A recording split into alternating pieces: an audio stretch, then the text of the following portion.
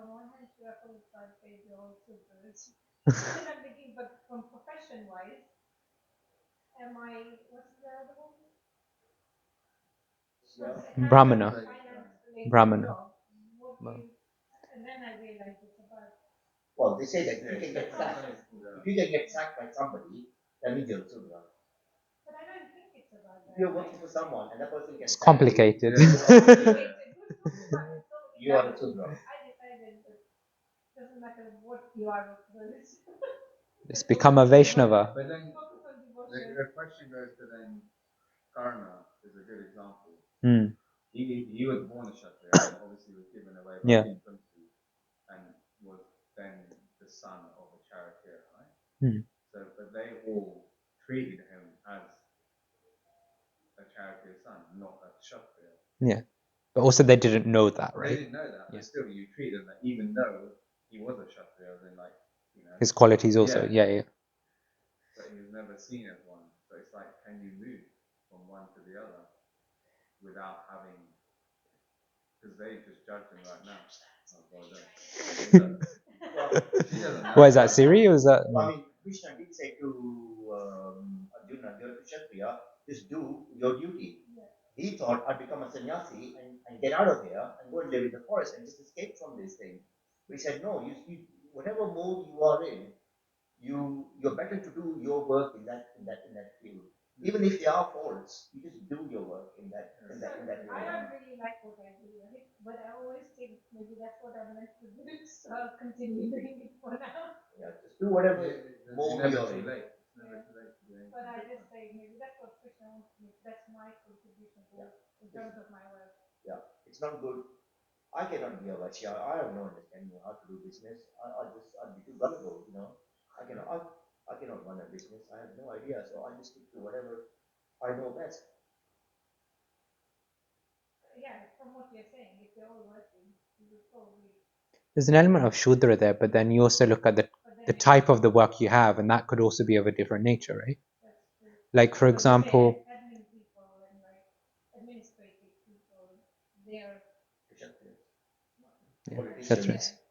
But like teachers are a really good example, right? Teachers would technically be classified as Brahmanas, but teachers are employed.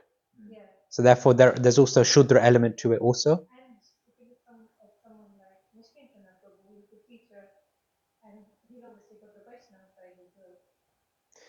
Because everyone's kind of. So Vaishnav isn't part of the four. Oh, it's not. Vaishya is the second one. Vaishya is businessman. Yeah. Yeah, Vaishya.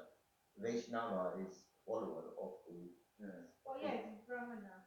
Yeah, Vaishnava is a follower of the Vedic culture. Yeah, you're right. Yeah. But then they're all kind of also trying to focus on the qualities of Brahmana by. Yeah, I mean whatever whatever your duties are, just do that. You know, if you're working in your as an accountant, then just stick to it.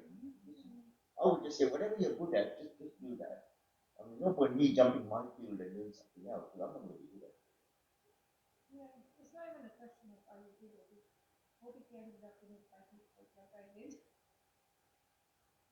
You have to see, like, our focus is not really our work, right?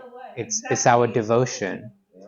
But if our work is agitating our mind enough that instead of just doing the work, because let's be honest, right? We spend 8 hours a day in our workplace. So if we're not satisfied, if we're not comfortable, if we're not happy there, that's going to trickle over into our devotion, into our family life, everything else.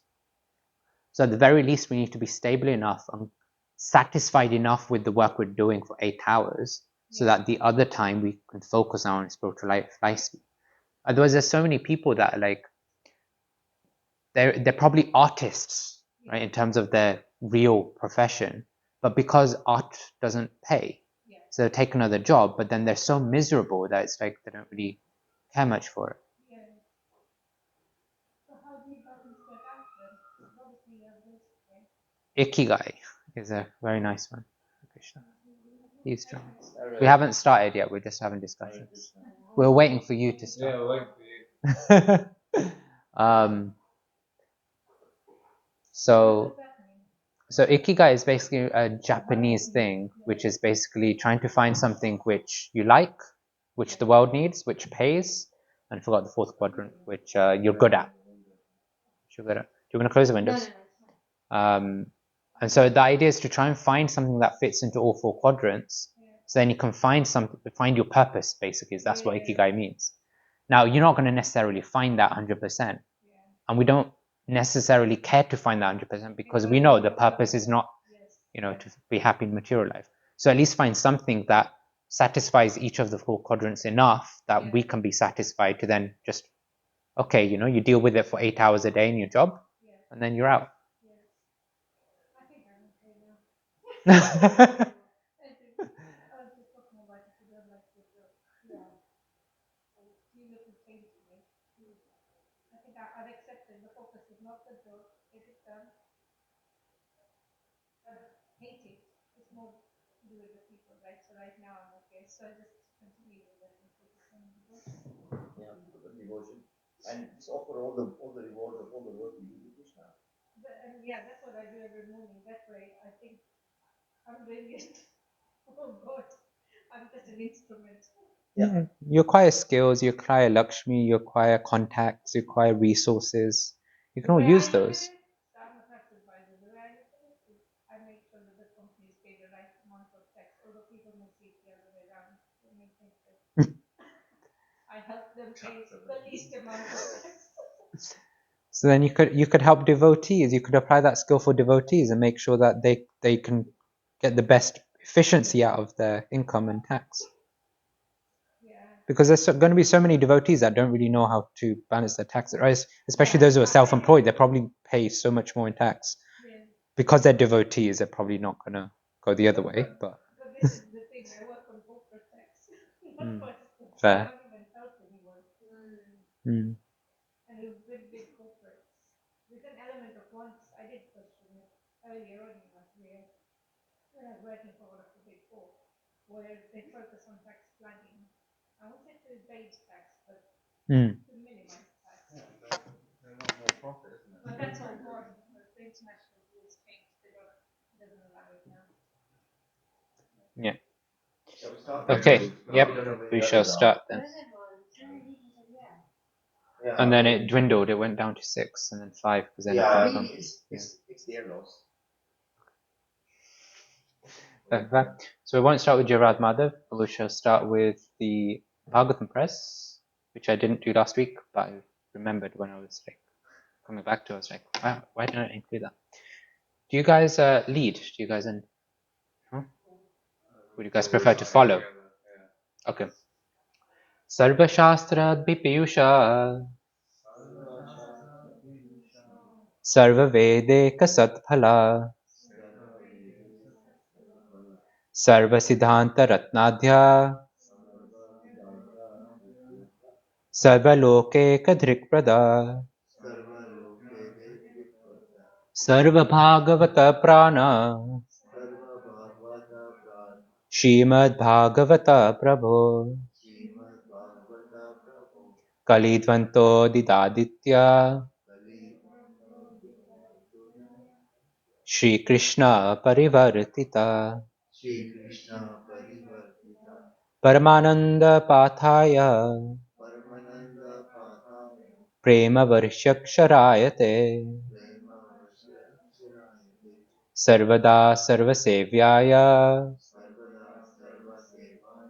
Shri Krishnaya Namostume Madekabhando Matsangin Madguru Manmahadana Madnistaraka Madbhagya Madananda Namostute Asadu Sadutadain Atanicho Chataraka Hanamuncha Kadachinmam Premna Ritkantayo Spura Mama Jnana Timirandasya Jnananjana Shalakaya चक्षुरुन्मिलितं येन तस्मै श्रीगुरवे नमः। श्रीचैतन्यमनोभीष्टं स्थापितं येन भूतले स्वयं रूपा कदा मह्यं ददाति स्वपदान्तिकं।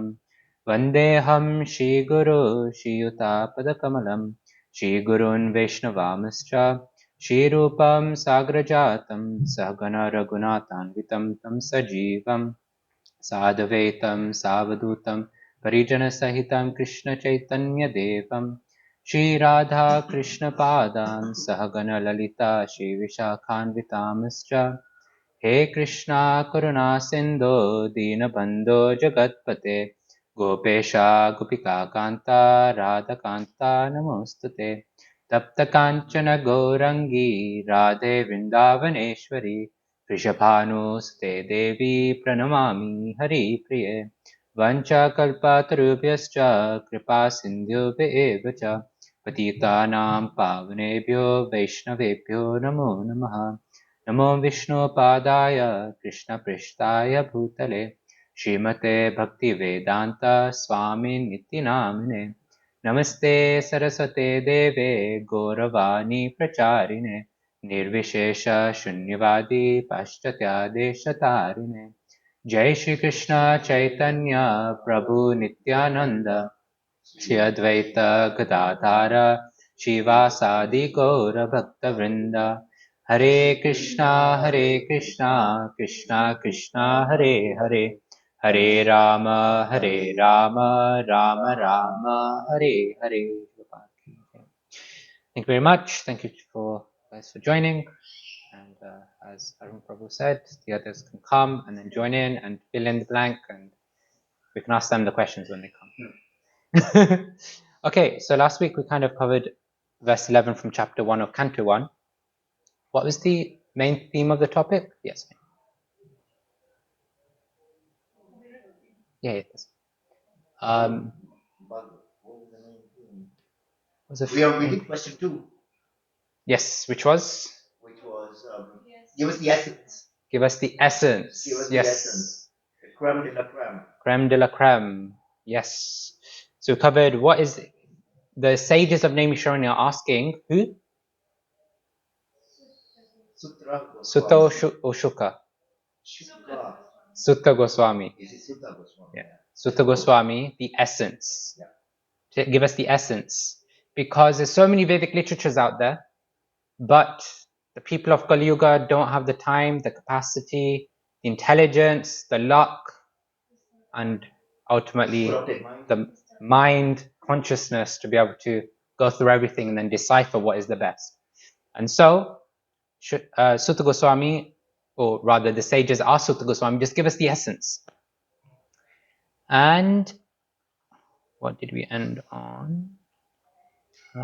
Okay, yeah, then we covered the Jiva Goswami's analysis about how the Srimad Bhagavatam is the essence of all Vedic literature, and of the Srimad Bhagavatam, Krishna Stu Bhagwan Swayam, the emperor verse of the Srimad Bhagavatam, that every literature that we read, we need to focus on that point and read and study and understand all literatures with under the light of that verse, of this verse here. Krishna Stu Bhagwan Swayam, that Krishna is the Supreme Personality of Godhead. He is the ultimate, he is the highest, and everybody else is subordinate and serving him. And the other part, what I kind of wanted to finish off last week, which I didn't get to do, is the 9 stages of love. When we look at the literature, when we look at the Srimad Bhagavatam, then ultimately the goal of our spiritual life is not just to understand Krishna, because it's impossible to understand Krishna. Krishna is the Supreme Personality of Godhead. He is the Absolute. He is unlimited. So how can we understand Krishna? And so the essence, when we look at the essence of all literature, is ultimately to develop love for Krishna.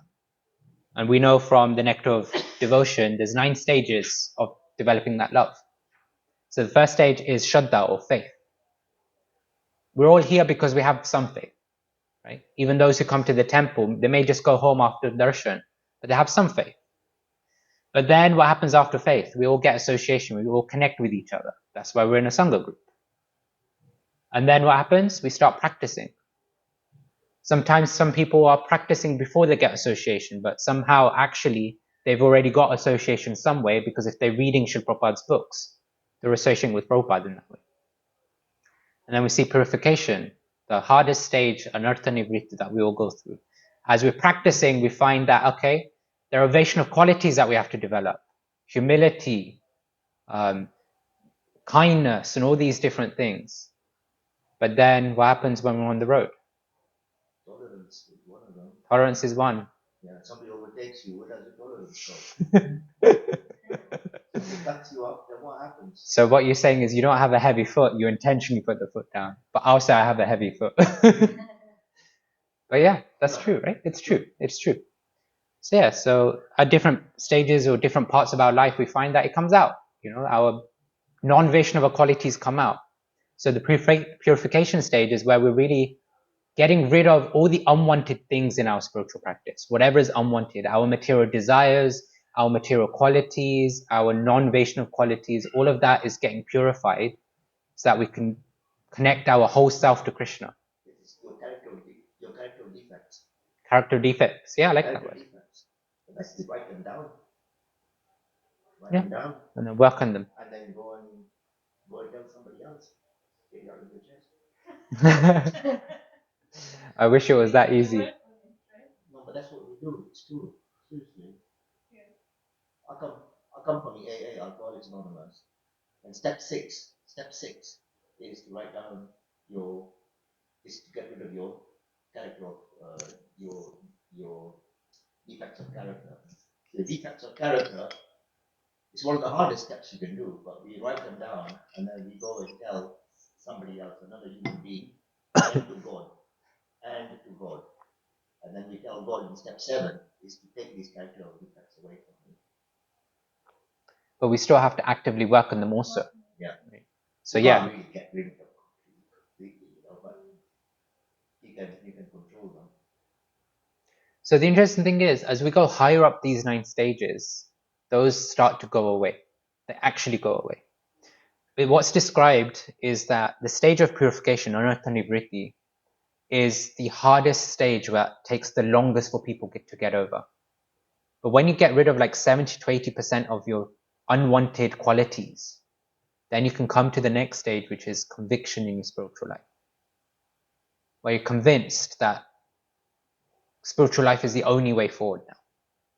Right now, many of us will be at a stage where, yeah, we think we're convinced. That's why we're like, okay, no TV, no Netflix, no sports, no cinemas, no restaurants or whatever.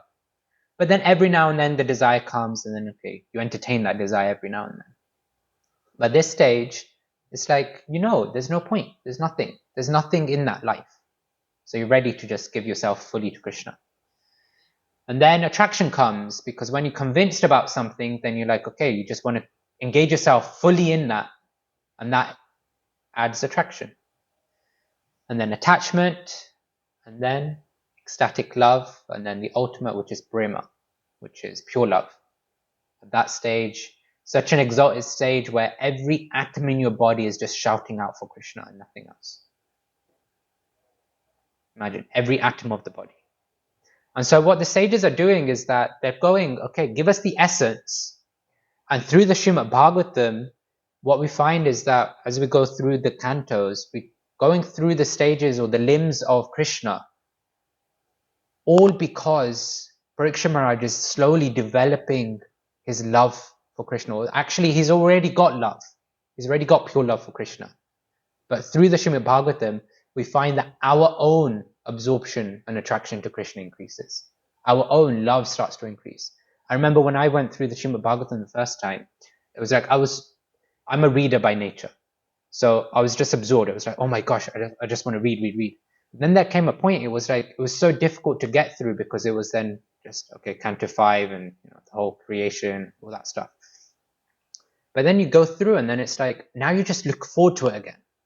You just get over that hump, that difficult hump, and then you start looking forward to it. It's just like a slide. It's a downward slope. You just go for it. And that's maybe because I'm a reader, maybe because I know there was some taste that I developed for the Bhagavatam. But like this, we all want to develop that taste for the Bhagavatam because ultimately that's what helps us get to the love.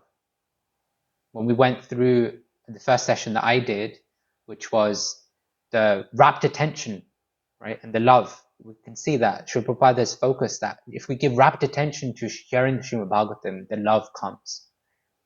Bhagavatam is key, and then we hear from CC and even Nectar Devotion.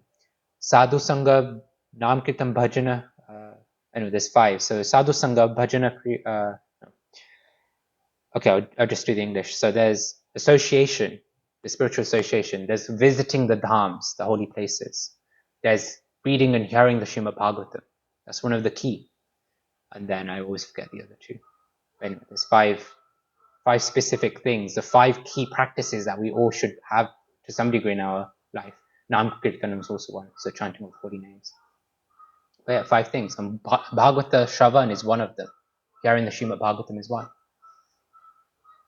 So the essence of all Vedic literature is to really get absorbed in the Bhagavatam. That's the idea.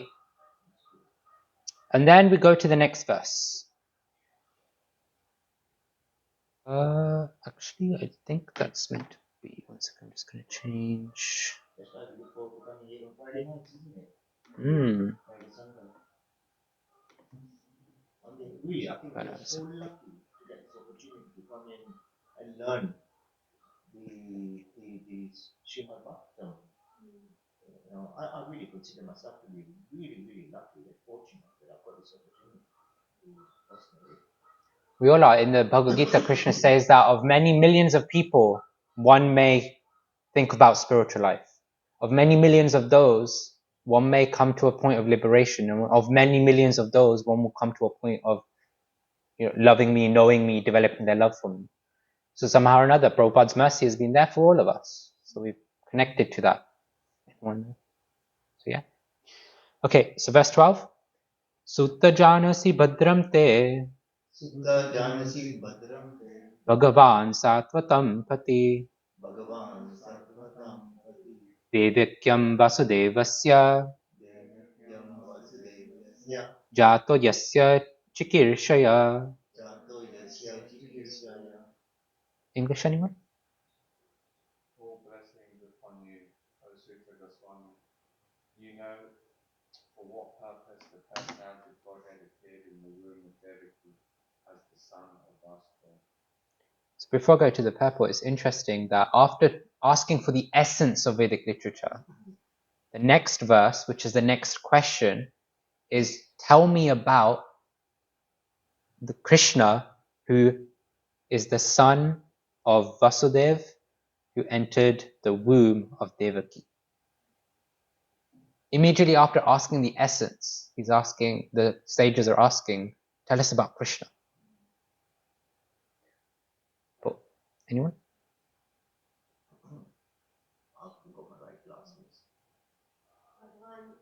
Bhagavan means the Almighty God, who is the controller of all upwards, power, fame, beauty, knowledge, and renunciation. He is the protector of his pure devotees. Although God is equally disposed to everyone, he is especially inclined to his devotees. Sat means the absolute truth, and persons who are servitors of the absolute truth are called Sattvatas. And the personality of Godhead who protects such pure devotees is known as the protector of the Sattvatas.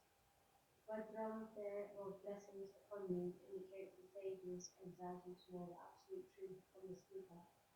Lord Sri Krishna, the Supreme Personality of Godhead, appeared to Devaki, the wife of Vasudeva. Vasudeva is a symbol of the transcendental position wherein the appearance of the Supreme Lord takes place. Thank you. So it's interesting that in chapter 1 we hear 6 questions from the sages. We'll hear 6 questions. And the third question is asking about Krishna. Directly. Right? I mean, who else do we know who is born in the womb of Devaki as the son of Vasudeva? Nobody, right? Well, Balaram is there, but actually not even Balaram, because he was born from the womb of Rohini. And yet we don't hear about Krishna until Canto 10. So if we go here, we see all these, the Grantha Avatars for this up. But we don't hear about Krishna until we've gone through the feet, the thighs, the navel, the chest, the arms, the throat, and then we come to the face, and that's where we hear about Krishna. Yeah, we're still in the feet section. Yeah. But we go through so much before we get to the pastimes of Krishna. Okay, we hear about Krishna in Canto 1 when we talk about the pastimes with the Pandavas, right? Just after the Mahabharata war, what happens with Arjun, with the Pandavas, with Parikshit Maharaj's birth. So we hear about Krishna then.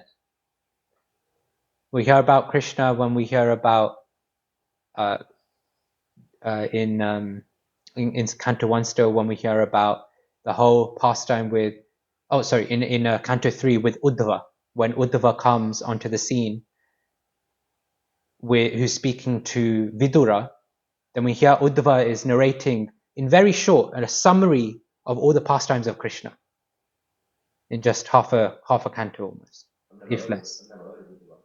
Uddhava is one of the cousins of Krishna. So when we go through the pastimes, when we go through Canto 3, you hear about them.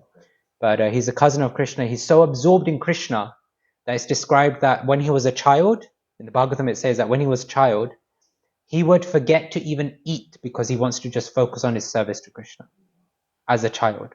Was he the Kurukshetra war? No. He was around, but he wasn't in the war. But yeah, so we only hear snippets of Krishna throughout the Bhagavatam, initially in Canto 1 and Canto 3, but then we don't hear about Krishna properly until Canto 10. Why is that?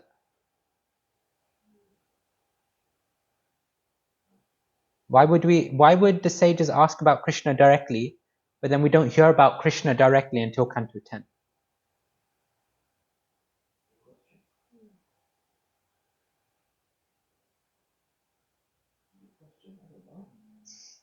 The first time I'm hearing this. I'm not.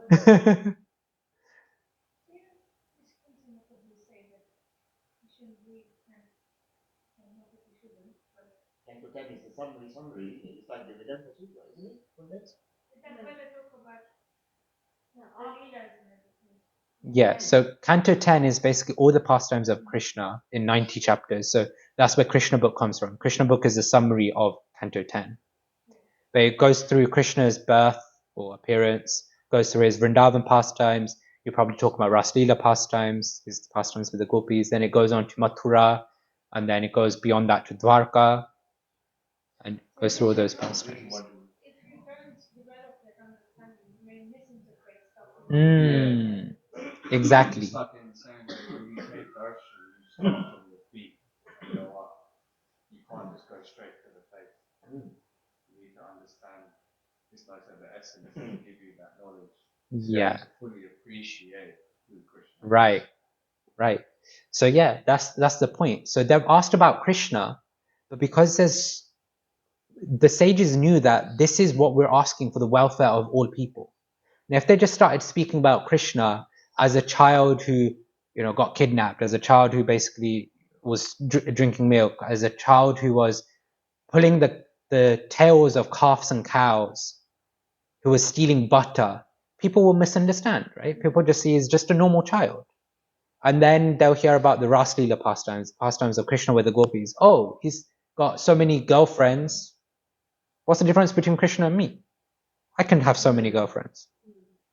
So what we see in the Bhagavatam is that through the cantos, the philosophical understanding of who Krishna is becomes manifest. Through the cantos, we hear about that, okay, who we're talking about is not an ordinary person. Who we're talking about is somebody who has come every single yuga, every single time to basically annihilate demons, to protect the devotees, to do so many magnanimous things that nobody else can do. So then when it comes to hearing about Krishna's pastimes, yes, we hear about magnanimous pastimes, like pastimes that nobody could do, like lifting Govardhan Hill. Who could do that? Right? Nobody. But then we hear about other ones, like, okay, he's just eaten mud, he's done this, he's done that. And then people might just think, okay, he's just a normal boy.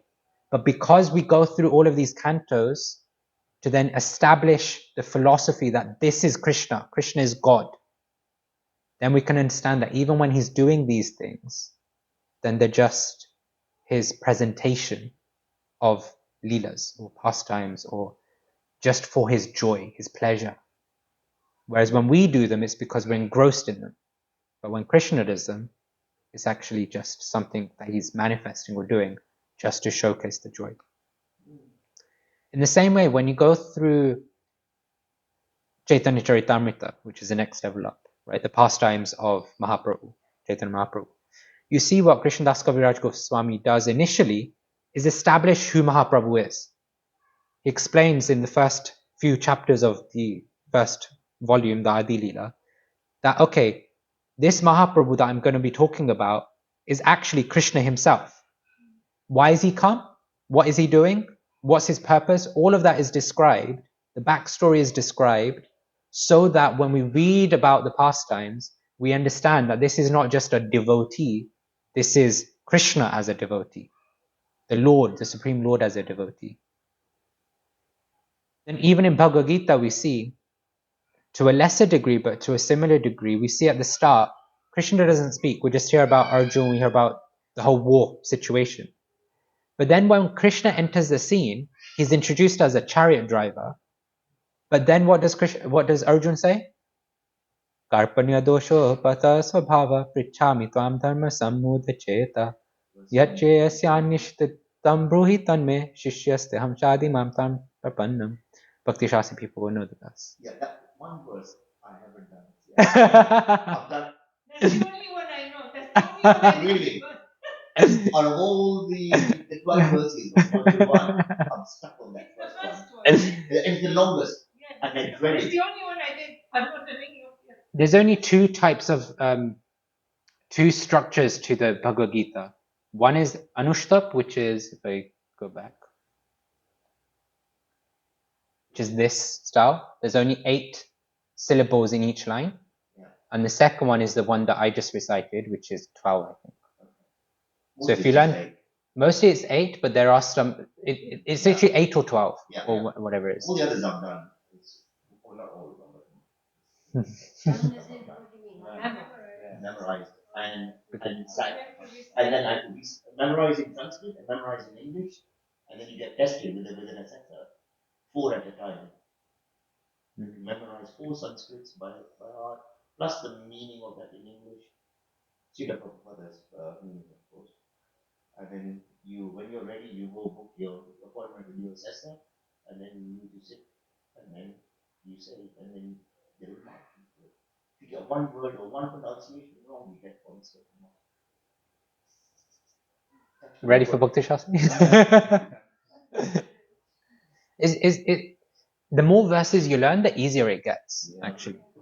Because then words become familiar, the tune, the melody and things start getting into a rhythm. So yeah, so anyway, that verse means? It's the same one I remember. Is it the one where BG 3.7. No. That's not the one. That's the hymn thing. So Karpanya Dosho is basically Krishna saying, Arjuna saying that I'm lost. I'm completely distressed. I have no idea what to do. I have no idea whether I should go left or right. I have no idea whether I should fight the war or leave. But Krishna, I surrender it unto you. I'm making you my guru. You please instruct me. So after introducing Krishna as a chariot driver of Arjuna is then establishing Krishna as the guru. Now, we were talking about the Varnas earlier, the Ashramas earlier. Where do we see, or in that system, where does a Kshatriya take shelter of a Shudra? Nowhere, right? We don't see that. Shudras take shelter of Kshatriyas. Shudras are meant to be serving the Kshatriyas. But here, Arjuna is going, Krishna, actually you're not a Shudra, even though you're fulfilling the role of a chariot driver, you're actually superior to me as a Kshatriya. So you tell me what to do. So we see in all the scriptures, Bhagavad Gita, Srimad Bhagavatam, CC, at the beginning, the main personality, Krishna or Mahaprabhu, is introduced in a philosophical way to help us understand who is this person that's speaking. So then it can put the whole rest of the conversation in context. Because if Arjuna didn't establish Krishna as superior to Arjuna, why would Arjuna listen to Krishna? There was no reason for him. Why should we listen or read the Bhagavad Gita? It's just a random Kshatriya warrior who decided to ask questions from a Shudra. Like, what enlightenment is going to come from that conversation? But because that is done to establish Krishna as supreme, then we see that there's value in that conversation. So yeah, like Ray Prabhu, like sorry, I forgot Prithvi. Prithal. Okay. She was saying, as they were sharing, the whole point is to establish Krishna philosophically so that we can understand, okay, we're not just talking about ordinary child, ordinary person, we're talking about supreme person. So then when we come to Canto 10, when we hear these pastimes of his childhood leelas, of his Gopa and Gopi leelas and so on, then we know, okay, he's special, he's something different. All of us are his energy only. And therefore, it's not that he has 1,008 or 16,108 girlfriends. Actually, we're all part and parcel of him. Once there was a pastime with Srila Prabhupada where somebody had come up to Srila Prabhupada and said that, your Krishna is so immoral. You heard this one? No? He came up to Srila Prabhupada and said, your Krishna is so immoral. Look, he has so many wives, and I only have one. I'm chaste to one wife. And Srila Prabhupada turned around and said, you're a thief because your wife actually belongs to Krishna. Because you're stealing the wife from Krishna, because actually everybody belongs to Krishna. If you look at it, that brings you down to the point that you're not the proprietor of anything. Is it really? That's what it boils down to. You don't know nothing. Well, caretakers. This is true because when I joined the Sangha the day before, they were at 10 to 10. And I said that the prayer as well, I don't understand this, all these wives, and because I hadn't got the rest of the Yeah. So the danger of jumping. Yeah. It all seems like it's just a fairy tale, a myth or something. It doesn't feel real because it's not Yeah. Because you don't have the foundations, then how can you? So you lay the platform, isn't it? That's what we To did. me, it felt like it's just a story because it was focusing on the leaders. And I'm thinking, now I can totally appreciate why. Yeah, and what we see is that throughout the Bhagavatam, you get a mix of philosophy with a bit of Leela's pastimes, whether it's related to Krishna or one of Krishna's avatars. And we see that happens throughout, right? Sometimes you get philosophy, then you get a bit of Leela, then philosophy, then a bit of Leela. And the whole point there is, and I was listening to a Sangha that Grupamoy Prabhu had done. You can close it if you want. Shut the window? Is that okay, guys? Yeah. It's just a wee bit chilly, isn't it? Yeah. That's okay. I'm not sure how to twist this thing around. That's fine. Oh, there we go. Okay, success. So listen to Grupamoy Prabhu was sharing about, it was for the Sangha leaders basically, to basically try and understand how to lead Sanghas and things. And one of the things he was sharing is that in Reading, this has gone back quite a few years, I'm guessing, but there used to be a lady who would come to the Sanghas for 2 years straight. And at that time, they'd get different brahmacharis from the manor, go to Reading, basically classes. And they'd always talk about, you're not a body, you're a spirit soul. And when, I think Rupamoy Prabhu had gone, I think he was the one giving class or something. And he had changed the topic and given class on like Leelas.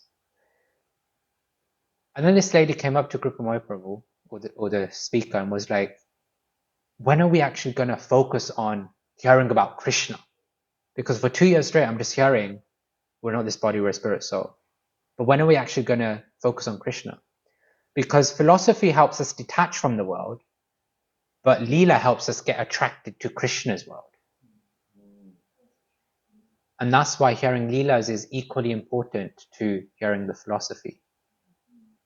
So it's not that we should only hear philosophy and no Leela. It's not that we should only hear Leela and no philosophy. That's why Srila Prabhupada gave us the Krishna book, because it's like, okay, he's still going through the early cantos, he's still going through the Bhagavad Gita, but people wanted the attraction to Krishna.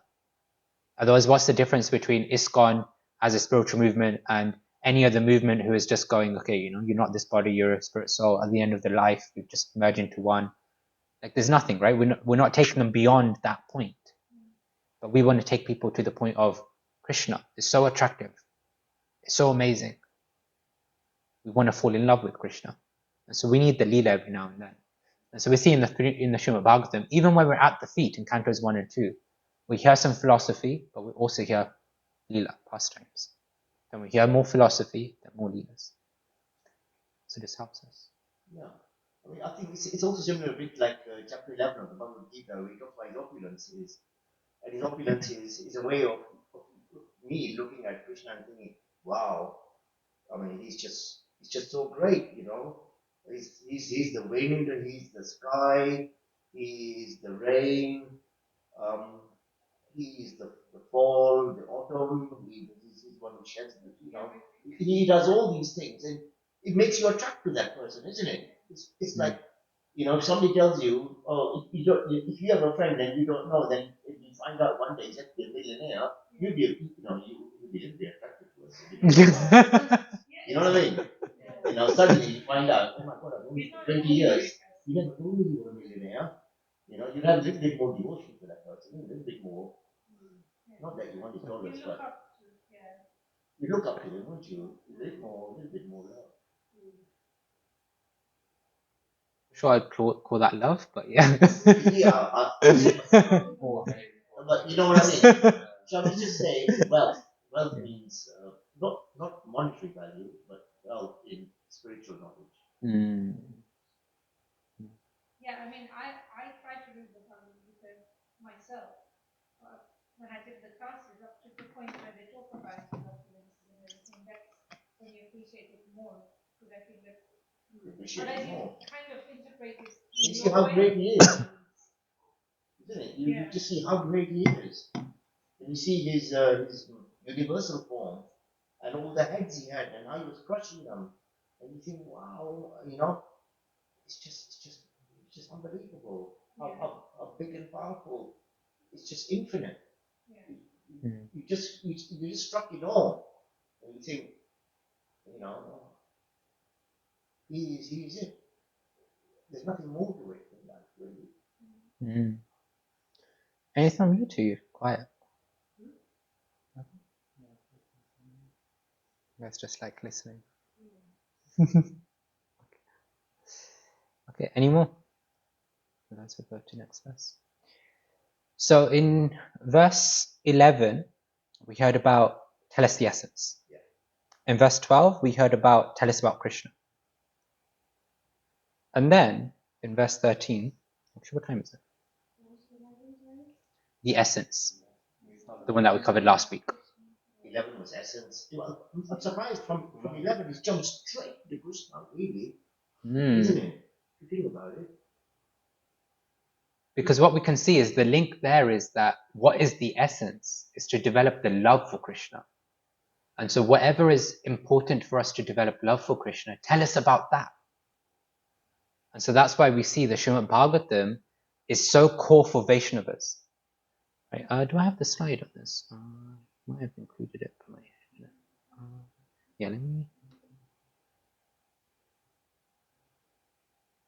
Let me just share this 1 second.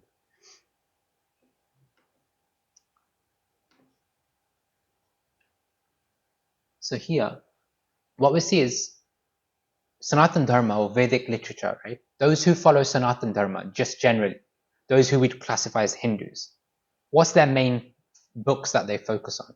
The Bhagavad Gita. You see, right? They follow the Vedas, but they focus on the Bhagavad Gita. But then as Vaishnavas, what do we focus on? SB, the Srimad Bhagavatam. That's a Vaishnav book, because that is connecting us with Vishnu or Krishna as the Supreme. But then as Gaudiya Vaishnavas, what do we focus on? What's our literature? CC. Because we follow Chaitanya Mahaprabhu. So what we see is that Vaishnava, the Srimad Bhagavatam is so core to our teachings, but it's not specific to Gaudiya Vaishnavas, it's specific to Vaishnavas, because the essence of all Vedic literature is to develop the love for Krishna, which the Srimad Bhagavatam gives. When you go through the Srimad Bhagavatam, you see that the love is increasing. You see the love of the Pandavas, you see the love of the Brajavasis, you see the love of the Dwarkavasis, you see all this love that is available in different rasas, in different mellows. You've got a mellow of friendship, you've got a mellow of conjugal love, you've got a mellow of parental with Nanda Maharaj, etc. You've got all these different mellows that are available in the Srimad Bhagavatam. But then as Gaudiya Vaishnavas, what happens for us is that though that love for Krishna available in the Srimad Bhagavatam becomes distilled in a way that we can actually access that love. So through the Mahaprabhu, we see that we glorify Mahaprabhu as the giver of love.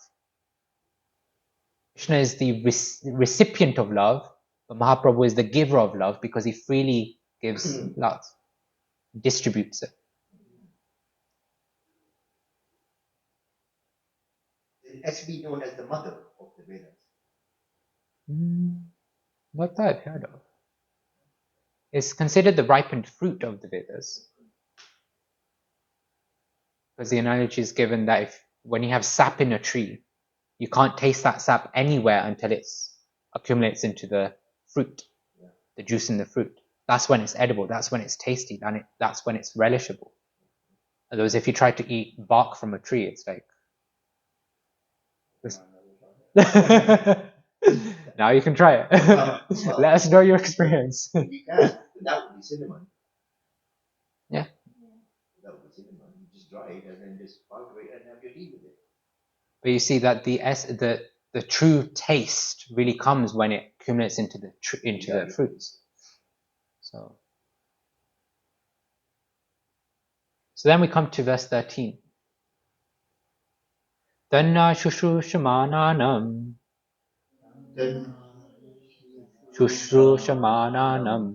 arhasyanganuvarnitum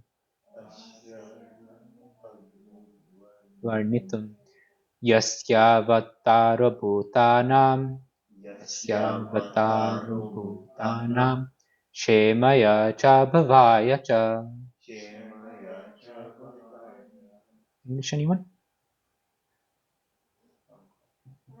Goswami, we are eager to learn about the personality of Godhead and his incarnations. Please explain to us those teachings imparted by previous masters, acharyas. The one is uplifted both by speaking them and by hearing them. So then after asking about Krishna directly, the sages are going, tell us about all the incarnations of Krishna, but specifically the last line. Please explain to us those teachings imparted by previous acharyas, for one is uplifted by both speaking them and by hearing them. Don't tell us just anything that people say. Tell us what the acharyas have said. Tell us what the spiritual gurus and the teachers have told you. Yeah. And who are the Bona fide. who were the acharyas up to that stage? What is the parampara I'll come to that. up to this point, right? In this era at this time. I want to know who were the acharyas which Sutta Goswami would say, right? We are in, for example, we are in 1777. Who prior to that, who were the ones before? Yeah, so what we have to see is that acharyas come in different ways. So when we consider Sutta Goswami, who they're asking, right? Who did Sutta Goswami hear from? He heard it from his father directly. Sutta Goswami. Sukadeva Goswami. Yeah, so he heard it from Shukadeva Goswami. Yeah. Who did Shukadeva Goswami hear it from? His father, which is Vyasadeva. Where did Vyasadeva get his knowledge from?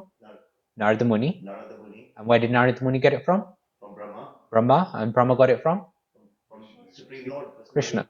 So that's the parampara, that's the lineage up until this point. Yes. Sutta Goswami. Yes. So they were the acharyas then. Yeah. So you could call them the acharyas. yeah. So from his perspective, you could say that they're the acharyas, but there's also others because Krishna would have imparted it to others. Brahma imparted it to others, like the four Kumaras and so on, like Rudra. Yeah. So it's not just the lineage, it's also the expanded lineage, if that makes sense. Whereas when it comes to us, and I'll come to this, actually, let's just go there. Come back to the PowerPoint in a second. So let's see here, I don't know. Okay, you can read that somewhat. So we follow a specific parampara. We follow a specific sampradaya, which is the Brahma sampradaya, and we follow a specific lineage. Because the whole point is that The difference between them, they all are establishing love of Krishna, love of God. Right? So you've got 4 sampradayas. One is the Brahma Sampradaya, second is the Shri Sampradaya, third is the Rudra Sampradaya, fourth is the Kumar Sampradaya. And which one do we follow the? Brahma. Brahma Sampradaya.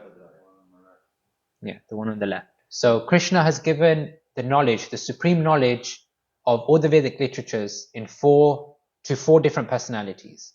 Brahma, Lakshmi, which is there's 3 sampradaya, or Sri Sampradaya. Then you've got Rudra, which is Shiva.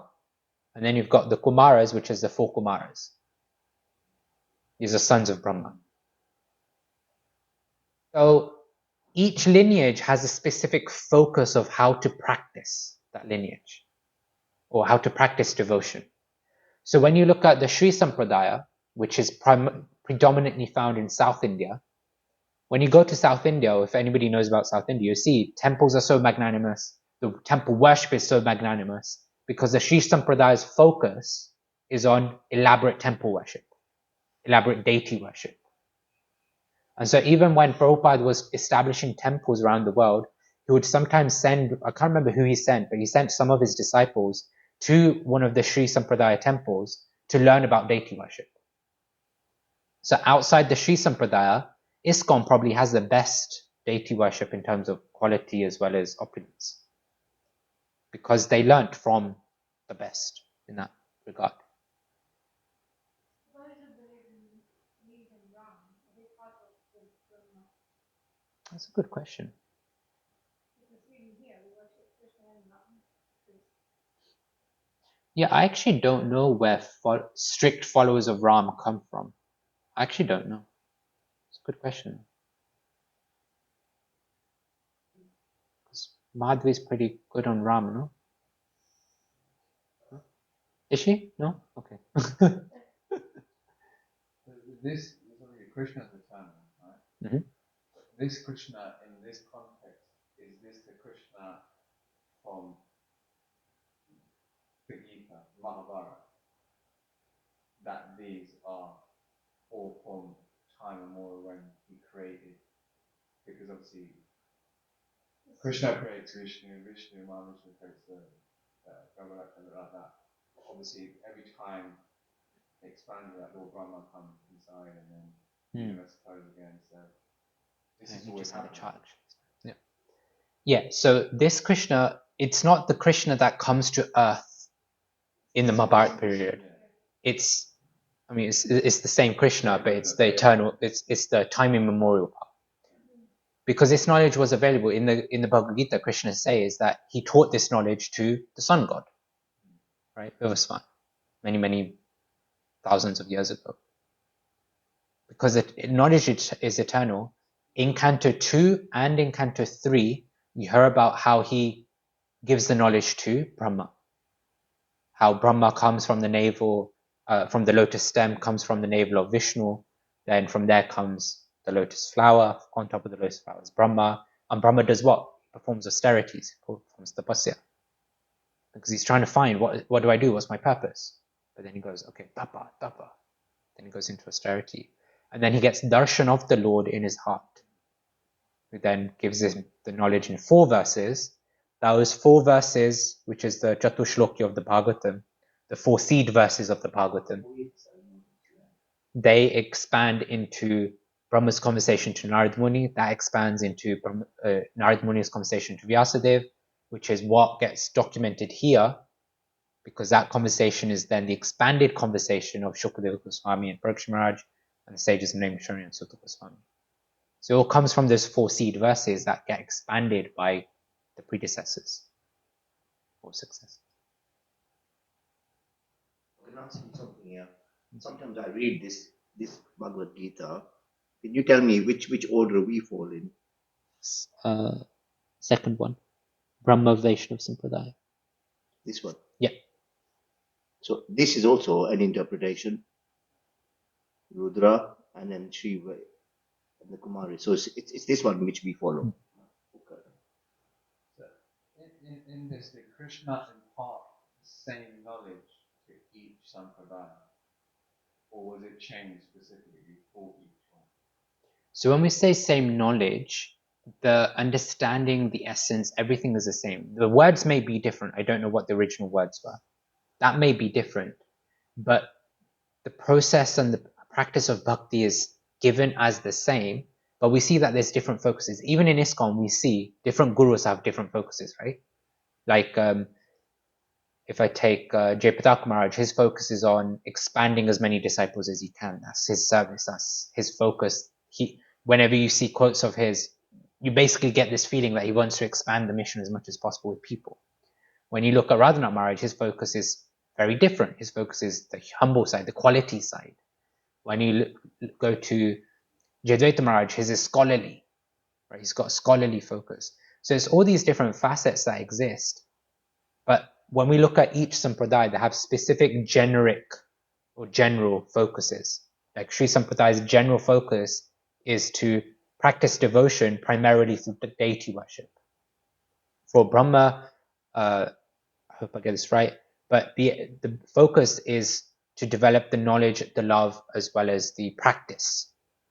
And like this, Rudra and Kumaras will be different as well. But Ram is an avatar of Vishnu, right? Well, Because he shows his like universal form, right? And all the mind. But ultimately, it's It still depends Krishna, on though, which isn't it? Krishna. It's ultimately it's from Krishna, right? Yeah, but let's bring this up again. Madhvacharya then, Prabhu. Madhvacharya is one of the acharyas. So Narada Muni gave it to Madhvacharya. He's one of the principals. Yeah, he's in the lineage. Yeah. And that's the line which he follows. Yeah. So this way, it's Brahma, Madhvacharya, Sampradaya. Yes. It's a good question. I got random on some list. Yeah. So if you see here, oops. why is Ram a half avatar? He's saying he's a half avatar. Wait. He's It depends on what you mean by half. But Somebody asked you, what do you follow? I follow the Brahma, Madhvacharya, Sampradaya. I said, what are you talking about? He's explaining that. yeah. So you've got when we study cosmology of the universe based on Brahma Samhita, which is Brahma's verses to glorify the Lord, then what you see is that Goloka Vrindavan is at the top, which is basically Radha Krishna. As you go down, you see there's Mathura Dham, there's Dwarka Dham, which is again, you understand Krishna, but then you've got Ayodhya Dham right there as well. This is beyond, if you go down, the Vaikuntha Lok. So this is beyond Vishnu also, above Vishnu. So that's why when in the Vishnu Sahasranam you see that 1,000 names of Vishnu is equal to 1 name of Ram, and 3 names of Ram is equal to 1 name of Krishna. 1,000 names of Vishnu is one name of Ram. Yeah. And one name of Ram is? No. 3 names of Ram is one. But then which got the best? Because we say Hare Krishna, Hare Ram, so we're capturing. But that Ram is not Ram, though. That's Ram is Krishna. It's other Ram. Well, Depends on, there's different explanations, but yeah. it's not Ram. It's not Lord. Ram. I mean, it can be any. It can be, yeah, I know. It can be any. So that's how, yeah, so there's a Monday we got Radha Krishna and Ram. Yeah, but not every temple has. I assume that's what it was. No, so Prabhupada does give different explanations every time because sometimes you can understand. It depends on people's mood as well, right? Some people do have an attraction to Ram, but Hare Krishna mantra is best. Therefore, it's okay because at the end of the day, Balram, Ram, Krishna, they're the Supreme Personality of Godhead. Yeah, that's what But what's the difference? You see that there's a candle and there's 5 other candles. Even if all of them are lit, they're still the original candle, right? They all light with the same effulgence. They all go down with the same wax, etc., etc. But there's still an original candle, and that's Krishna. So yeah, with the Mahamantra, whether you consider it Balram, whether you consider Ram as in Lord Ram, or whether you consider Ram as just the meaning of the name, which is the pleasure, the one who receives pleasure, which is Krishna. It's all fine. It's all the same in different ways. Why do you say Balaram? Because when I see Ram, I think like that Ram that came to as an ideal, like my other Pushpa, right? Because But you say not every Yeah. temple has Sitaram, Sitaram Lakshman. Yeah, it doesn't necessarily. No. It's not. So It's here not you Ram. see it, so you associate more with that. Hmm. if you spent your whole life in Soho Street, Yeah, I was just gonna say. Yeah, that's different. then you may never have even seen Sitaram Lakshman Hanuman. So chances are you're probably not going to associate Ram to that. And when people see Ram here, they associate him as who? That's the supreme No, personality of Godhead. No, we talk about from the perspective of the Mahamantra, associating that Ram, you could associate it to Krishna, to Ram, or to Balram. I guess And you're it's right, okay. depends on what- Like I'll give you an example. Like in the Sikhs, right? They read the Banis, right? The Banis, right? There's a mentioned all the time. Rama, Rama, Mere, Rama, Rama. You go to satsang, they're chanting Rama, Rama, Mere, Rama, Rama. It's not referring to this Lord Rama. I thought it's referring to Ram. No, it's not this Lord Rama. It's the Rama which is the Prabhu. It's the Prabhu. Prabhu, God. I have no idea. It's God. That's what they refer to. So Ram is God. I want to clarify that, right? Like when we look at Ram at the temple, he is Supreme Personality of Godhead Ram. Yeah. I guess the way to see it is that you've got Krishna, which is a presentation of Krishna. You've got Ram, who is also a presentation of Krishna. Yeah. Yes. Yeah, because Ram is Narayan. Yeah. Depends where you're going with that. Yeah, but Narayan is Krishna. Yeah. Yeah. Narayan is So would Yeah. you say Krishna is Bhagavan? We know marginal say Ram- potency. Ram is also Bhagwan.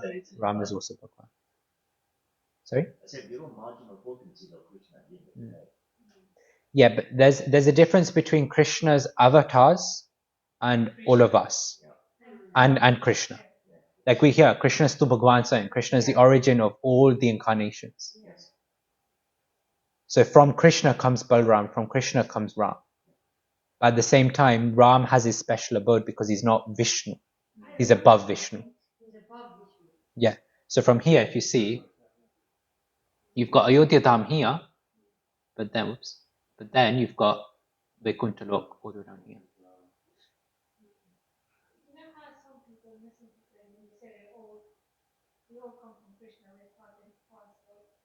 Then I heard someone say Sindhu and Bindu, how Krishna is so much more, and we're just like a tiny little dot compared to his ocean. So yeah, we can say we have kind of the soul, may have similar qualities, but he's the ocean, we're just a dot. So I think, can you say that some of, like you say, the avatars are different from Krishna. Krishna is different, and we've got the avatars, and then us. So we're all different levels of. So you've got one thing which is Jiva Tattva, which is the philosophy of the living entity. But then you've got Vishnu Tattva, which is the philosophy of Krishna. Ram, Narayan, Nrsimha, they all classify as Vishnu Tattva because they're all expansions and incarnations of the Lord. But then we are plenary portions. We're like a spark of the Lord. So Ram, Nrsimhadev, etc., they're all of the same quality and quantity of Krishna, whereas we're the same quality, whereas we're quality the same, but not quantity. And like last week, we discussed how we can only reach, like, I forgot what it was, 67% of the qualities of Krishna, whereas Ram, etc., because of the mood difference, they can only reach a certain percentage, but much higher than what we can, because they're So what was the percentage that Ram had? I don't remember, to be honest with you, but Yeah, it's like Children Prabhupada gave the example of the sunshine and the sun. Yeah. So the sunshine is actually part of the sun. Yeah. And that's what we are. We are still minute fragmental parcels of the main sun. So we are the sunshine, but we're still part of the sun. But we're not the full blown sun. Yeah. And Krishna is a full-blown sun. Now we just a sunlight equivalent. Okay, We're Ram. the same actually, aren't we? Ram, we can find out. Anyway, just random Google search on ISKCON Desire Tree. Vishnu Tattvas have 60. Qualities of attributes with the full 60. Ram, I think, has different, but we can check. I can take that as my homework. That Priya's. And they say that there's reflections of like the Ayodhya or whatever in the real material. In the material world. Yeah. So what we see does that manifest mean is. Those are special places that for that reason. So we see there's. Like the Ayodhya and Vrindavan. Yeah. So we see there's the Vrindavan in the spiritual world, which is up here, Goloka Vrindavan, right? I can go to it. See Goloka Vrindavan in the spiritual world. But then there's multiple types of Vrindavan. And one type of Vrindavan is the manifest Vrindavan, which we see in India. And like that, same with Ayodhya. There's a spiritual Ayodhya and a manifest Ayodhya here. They're special places. The spiritually potent, those who have the eye to see can see the real Ayodhya there. Whereas we go, and the way we see is through the ears. We hear the sadhus who are there because they can reveal the Dham to us. Whereas when we go, what do we see? We see cows and monkeys littering on the streets, stealing our glasses, our bags, the mosquitoes that bite us, the heat. Well, then the retreat is quite special because it's covering Yeah. special places. Yeah. So, and where does Chaitanya Mahaprabhu fit in this? So, do they have it here? Bhagavatam is. You see, can you see something special about the picture? Just look at the central circle of Goloka Vrindavan. Can you see anything special there? Yeah. What do you see? Chaitanya Mahaprabhu. Yeah. And then you see like Krishna Balaram pastimes, you see Gopis pastimes and things. So it's described, I forget who this is, but one of the acharyas, one of the people in our lineage, basically described that portion, I think it's 50%, I think they say, half of the Golok Vrindavan is actually Mahaprabhu's Navadvip Dham. Because when you look at the parallel between Chaitanya Mahaprabhu and Krishna, you see Krishna has Ras Leela, 6,108 gopis. That is reflected in Mahaprabhu's Sankirtan, with all the devotees dancing and singing the holy name. Like this, you have so many parallels between them. So is Chaitanya Mahaprabhu a direct incarnation from Krishna? He's a direct descent of Krishna. So Krishna himself has descended as Mahaprabhu. No. And that's what Krishnadas Kaviraj Goswami makes very, very clear in chapter 4 of Adi Leela. That is actually Krishna. Yes. So with Ram, that's not actually Krishna. Yeah, that one gets interesting grey, both because I don't fully know, but also because Ram has his own place here also. And Nrsimhadev, that's actually Krishna, isn't it? No, Nrsimhadev is an expansion, so he comes. Yeah. Yeah. Is Chaitanya Mahaprabhu the only one that has come down as Krishna? As far as I know, yes. Yeah, the rest are from the Lord Vishnu. Krishna himself came during the Mahabharata war, and Chaitanya Prabhu was the second one. Isn't it? Yeah. So two instances. Yeah. But also our specific age that we're in, I'm sure Mr. Nishbul's kind of talked about ages and stuff. I'm talking more age in general. As in the oh my gosh, what's it called? The four ages. Yugas, yeah. Ours is special because in the day of Brahma that we were in, Krishna only comes once as himself. In all the other Chatur Yugas, an expansion of Vishnu comes as Krishna. Yeah, but Chaitanya Mahaprabhu doesn't come all the time. It's a very unique situation we find ourselves in. So who does Vishnu come then as if he's not? If Chaitanya Mahaprabhu wasn't here, who would be here instead? That I don't know. I don't think he comes. I may be wrong I just don't think anyone comes. because he's hidden a bit. Even the Krishna from Canto 10, he comes in this specific time as Krishna. Krishna himself descends. But in other Chatur Yugas, it's not Krishna descending, it's a incarnation of Vishnu that comes. So very special age when you think about it. Okay, going back.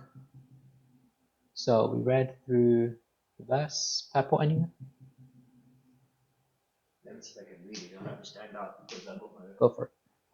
The conditions for hearing the transcendental message of the Absolute Truth are set forth herein. The first condition is that the audience must be very sincere and eager to hear. And the speaker must be in the line of disciplic succession on the recognized Acharya.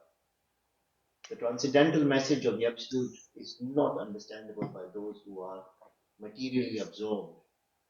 Under the direction of a bona fide spiritual master, one becomes gradually purified. Therefore, one must be in the chain of disciplic succession and learn the spiritual art of submissive hearing. In the case of Sutta Goswami and the sages of Naimisaranya, all these conditions are fulfilled because Srila Sutta Goswami is in the line of Srila Vyasadeva, and the sages of Naimisaranya are all sincere souls who are anxious to learn the truth. Thus, the transcendental topics of Lord Sri Krishna's superhuman activities, his incarnation, his birth, appearance or disappearance, his forms, his names, and so on are easily understandable because all requirements are fulfilled. Such disclosures help all men on the path of spiritual realization. Thank you very much. Does this remind anybody of a verse from the Bhagavad Gita? Yes. Do you remember which one?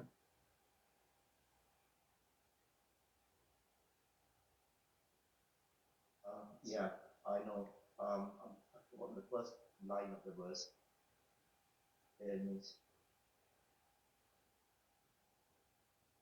Pari prashnena sevaya upadekshanti te dhyanam jnaninas tattva darshinaha. Does anybody remember the first line of it? Yehi sansparsha cha bhoga. No, it's not. Tad? Tad viti prani patena. Yes. Pari prashnena sevaya upadekshanti te dhyanam jnaninas tattva darshinaha. Yes, and what does that mean? That means that was one of my questions. I learned that one. Just try and approach a spiritual master and render service unto him submissively.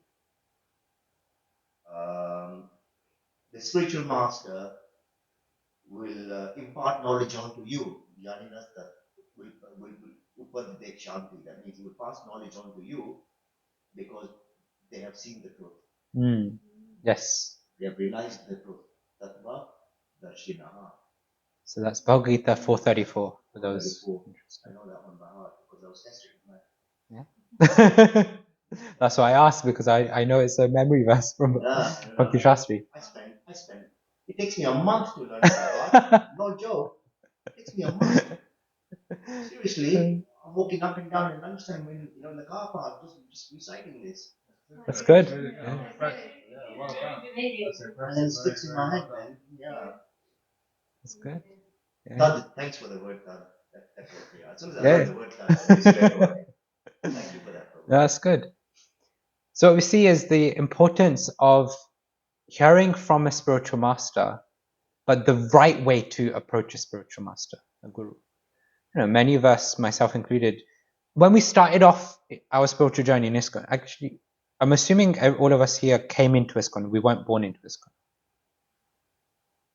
Both of you are born into it. As children, though, did you recognize, like, I don't know your upbringing, but as children, did you recognize how to interact with the sannyasis, with the rituals? Oh, you were taught, yeah? Okay, so for the rest of us, it's like we come to the temple, we see somebody in saffron, it's like, okay, we understand that they've done something special, which is why they've got saffron. But we don't know how to deal with them. We never knew that we had to bow down to them. Saffron? I don't even know. Right. Wait, that's a question or is that? Sorry. Is it right? No, that's fine. Okay, I'll answer in a bit. But we didn't even know to offer obeisances, right? Like, I remember my journey, I started off in US, but then when I came here to the manor for like morning classes, because I was, the initial enthusiasm, you just want to come as much as you can. So still don't know whether it was Jadvaita Maharaj or, I forget his name, Jainanda Maharaj. Wait, Jainanda Maharaj? He's the one who stays at the manor sometimes. Jainanda Maharaj. I don't know if it was Jadvaita Maharaj or Jainanda Maharaj or somebody else. But I was sitting on the steps just outside here, and they were coming down, and I turned around and I was like, "Oh, cool, Hare Krishna," and then I just let them walk by. I could tell the saffron looked a bit different because they had, like, instead of just a normal, kurta, they had something else. But I didn't know it was the beggar's cloth, right? I didn't understand that he was a sannyasi. I didn't know how to deal with the sannyasi because I didn't know him. So then it was like, okay, cool, I'm just going about my business, and then I see everybody else and they're like bowing down. I'm like, oh, okay, this is clearly a sannyasi. I should bow down. I didn't know that. Is that wrong? The fact that I didn't bow down in my ignorance, is that wrong? Right. So submission isn't necessarily about doing everything perfectly. It's about, based on the knowledge we have, based on the understanding we have, acting with that submissive mood and humility. So sometimes you'll see that we will go up to, okay, Keshamaraj is a prime example. Right? Many of you will know him from, like, probably even Sandeep days, let alone Suttapat days, right? And then it's like friendship, etc., etc. But as soon as he became a sannyasi, what happened? Even those people start bowing down. They might still approach him friendly, hug him, etc. Yeah. Yeah, because now you're understanding that he's somebody that now you respect in a different way. You still always respected him in the same way, but now externally you also have a different level of respect. Because we understand that his position is such that his position requires an extra level of respect. He always did, but now the position also does. And so we all recognize to some degree how to interact with sannyasis, how to interact with spiritual teachers. But that submission is always key. Because that submission is what opens their heart up to us. If you look at, again, let's just use Keshe Maharaj as an example. He'll have so many friends and stuff, right? Like, he will open his heart up to, etc., etc. But those are friendship groups that he has, or friendships that he has. And when they're opening hearts up with each other, it's on an equal plane, it's on an equal level. But with our guru, with our spiritual master, there's always friendship there. But that opening of the heart is a way to open our heart up more so that we can come closer to Krishna. Whereas when they're discussing, when two friends are discussing, or when we discuss, right? Like husband, wife, or friends, we discuss, it's like we're opening our heart up on the same level. When the Guru's opening our heart up, he's opening our heart up so that we can also flourish and grow and increase in many, many different ways.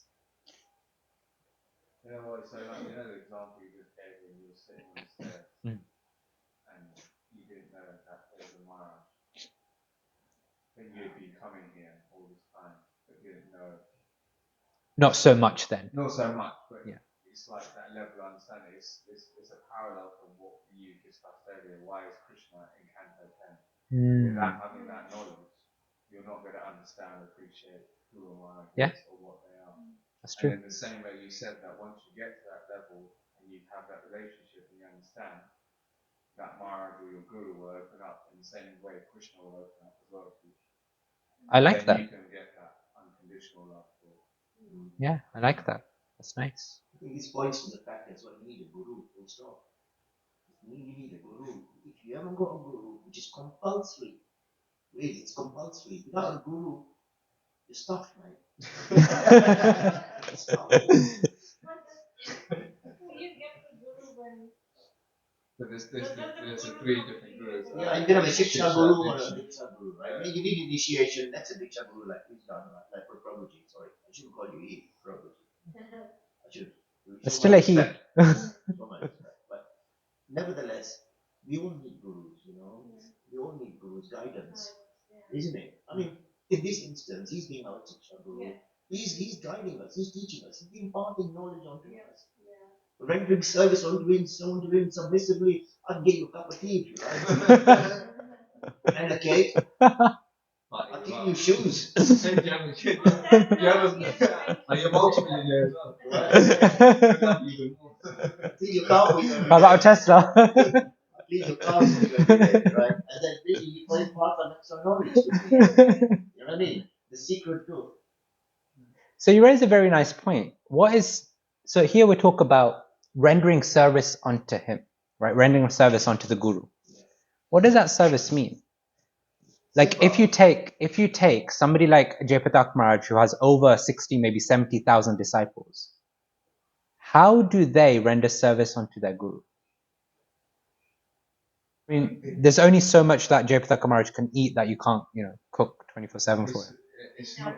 Yeah, it's not directly. Preaching, chanting. How is that serving the guru? Because you're serving Krishna, which is serving the guru. Okay. Yeah. Anything else? Why are you following the guru if you're not listening to his teachings?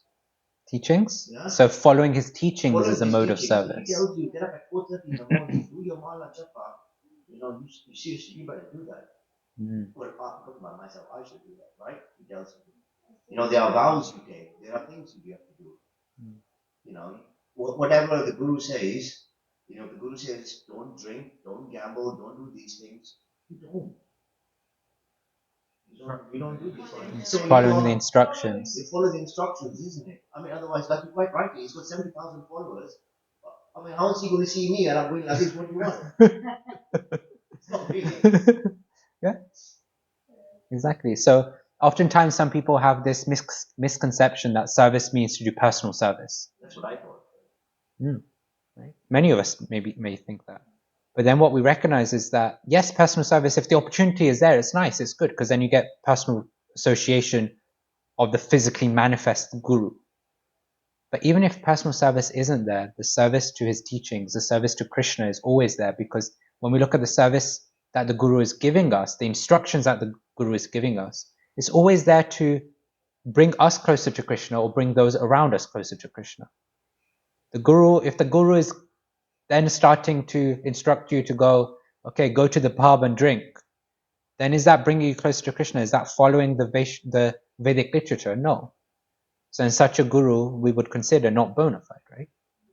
Because their practice, what they're teaching is not bringing somebody closer to Krishna, it's taking them away. And so service is key. And that service will look different for everyone, because everybody will get different instructions. And even if you don't get any personal instructions, that's still okay, because all the public seminars will always be instructions. Like Sri Prabhupada would say, our relationship with him is through what is given in the books, what is given in his classes. We can still associate and take personal instructions from Sri Prabhupada. I can't remember if it was with you guys I mentioned about when you read a verse or something, just put at the top, Diya, Priya. I mentioned it last time. Because every instruction is a personal instruction, really. Every verse, every purport we read is personal. It's for us. Yeah. And so, it's nice. It's nice when we get personal service. I think also doing service here as well. It's the same thing as following your guru's instructions. Yeah. You're washing the dishes, you're serving food, whatever. I think that's also included. Yeah. So there's 3 things in this verse here. There's inquire, asking questions, it's good. Submission, and then service. as soon as I heard that, when I was reading the purport and I read the word submissively, I thought of it straight away. It hit me like a ton of bricks straight away. Yeah. And so here we go back to the verse. So we're hearing from the sages that, okay, tell us the essence, tell us about Krishna, tell us about the incarnations of Krishna, but as Ray Prabhu said earlier, tell us that which is bona fide, from bona fide sources. Because a guru is meant to be bona fide, and how do we understand they're bona fide? Well, parampara, right? Which we spoke about. They come from a lineage that is authentic, that stems from Krishna, because all the knowledge comes from Krishna. Was it Sarvasajam Ridi Sanvisham Matismika? Vedeshta Sarvair Ahameva Vedyo. BG 1515. That Krishna is the compiler of Vedic literature, he's the knower of Vedic literature, and he's the object or the end conclusion of all Vedic literature. So all the knowledge comes from Krishna, and therefore, how can anybody understand what Krishna wants without coming from an understanding that Krishna is given? If I wrote a book, right? If I wrote Bhaja Govindam Das's, I don't know, Bhagavatam commentary or whatever, you know. But imagine if I did. Actually, no. Let's not go for commentary. Let's go with if I wrote a book on life, right? Just a general book on life. If I gave one to Priya, and if I gave one to my best friend, who's gonna understand that book better? Why? Because he knows me as a person. So he knows that when I'm going to write something, what I'm saying, what's the emotion, what's the meaning behind the words that I've put on paper. And so in the same way, when you come in parampara, the guru who has been associated with Krishna so much, they can understand what Krishna is saying. So that's where we get these commentaries, because these commentaries, sometimes people will say it's interpretation. Sometimes people will say, oh, it's just somebody's make-believe. It's already 9. Oh my gosh, okay. I'll end it here. But sometimes people say it's interpretations and so on and so forth. But reality is, it's their realizations from their association with Krishna. And because they're so close, because they listen and hear and take teachings from parampara, from those predecessors of theirs, that they get the right knowledge, they get the right understanding, and then Krishna reveals himself. Because now they've got their personal relationship with Krishna. And so they understand Krishna's heart. And therefore they can impart it onto us, because they've seen the truth. Yes. Okay, so I will end there. I don't think I really had it. I'll cover this next time. So, just to recap. Next week, yeah. Just to recap. The 6 questions they've asked. The first one was give us the essence. And the next one, we jumped straight into question 2, which is tell Question us 3. more about Krishna. And the third one was tell us Krishna's pastimes, but chiefly from the bona fide acharyas. That's the fourth question. The first one was, what's the ultimate? Yeah, so the question-wise is, what's the ultimate goal? Oh, okay. I got that one. What's the Yeah, ultimate that's the goal? first one. Okay. And the other 3, I guess I know. Yeah. So, okay. So the first one, what's the ultimate goal? What was the second one? Essence. Essence. Third one is Yeah. tell us more about Krishna. And then the fourth one is Again, it's like tell us about Krishna again, but tell us again about Krishna. Tell about his but- incarnations. But tell us what the acharyas have said about you. So specifically the question is, tell us about the incarnations, Oh yeah. but tell us the bona fide stuff is related to all the questions really. It's not specifically just to the incarnations, it's about all of them. Because ultimately you only want to hear that which is bona fide, that which is authentic. from the bona fide. The bona fide part is really from everything. It's not just about the incarnations, because also you could hear Krishna's From pastimes. Yeah. So 4 questions they've asked. So far. Wow, still two more questions to go. Yeah. And then you really, the whole SB starts with answering them. Yep.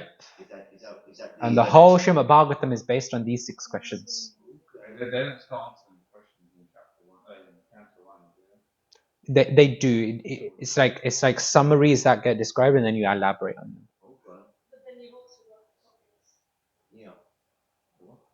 The topics. The 10 topics. Yeah, so those are see those as themes that exist throughout. Whilst answering the questions, those themes come out. We've got one more question left. Is it? No, Two more. You've done four. Yeah. 5 and 6. That, 5 and 6 will be revealed next week. Maybe not, No? because there's quite a few verses left. Sorry? There's still quite a few verses. Okay. I don't remember which verse it's in. Okay, still 2 more questions. More shall be revealed soon. Let me see if I've got. Yeah. Okay. Gonna check. It's very interesting, Prabhu. It's not the right one. It's really interesting, isn't it? Yeah. Yeah. Are you coming to the rise retreat? No, Unfortunately not. Are you coming? Unfortunately not. one question, not related to Yeah. anything we discussed today. How did you come into ISKCON? Okay, I'll answer in a second. You know, Um, it's quite fast. I think you didn't answer is the saffron. Oh yeah. So before that, so even though incarnations is asked, right? So here, what you see question wise is that reality. So the numbers there are the verse numbers that they're appearing. Oh, okay, nice. Oh, we didn't. I missed this one. Why did the Lord appear in the womb of Devaki? No, that was the Krishna one. That's the Krishna. Oh, that's about Krishna. Yeah. Okay. So what we see, even though we're talking about the incarnations are really question 5, which comes in verse 18. Like directly they ask about them in 18. So here. So even though they've basically talked about, tell us about the incarnations of Krishna in the verse 13 that we just read, the proper question comes in 18 related to it. So it's kind of a question, but it's not the full question. The full question comes in 18. So the third one talks about why did the Lord appear, whereas the fifth one says, tell us about the past time. Why did the Lord appear in the womb So of that Devaki? kind of. What is the So the Krishna one we covered in verse 12. Yeah. In verse 13, sorry? To attract souls, is that the answer? Yeah, the yellow is the answers. I summarized obviously, but Yeah, that's the short